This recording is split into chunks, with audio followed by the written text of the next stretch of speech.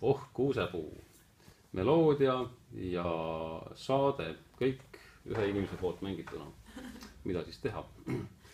Et see põhimõte on see, et vasakesi mängib ikka bassinooti, paremkäsi mängib meloodiat, pluss siis mõnda akordiheli siia vahele.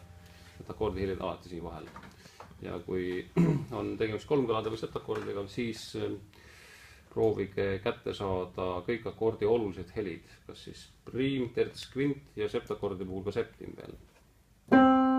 Alustan näiteks priim, terts, priim. Noh, võiks siin juurde võtta ka veel kvindi, aga ei ole võib-olla tingimata. C-tuur, priim, terts, kvint. Kas niimoodi või niimoodi. C7 tuleb edasi. Priim, terts, kvint.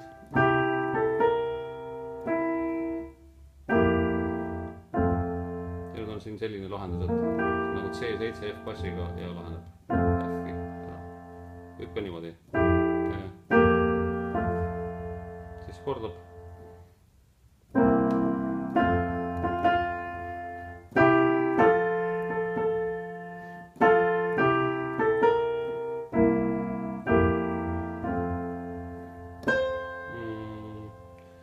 Isegi siin oli äkki A-moll.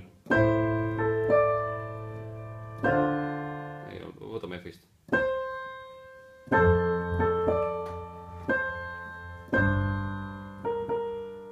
Nüüd on G-moll akord ja siia alla võtan siis veel lisaks D-noodi. Võin ka niimoodi. D-F, siis on nagu kvint septim.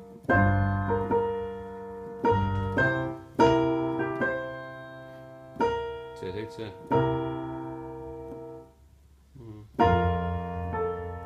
Või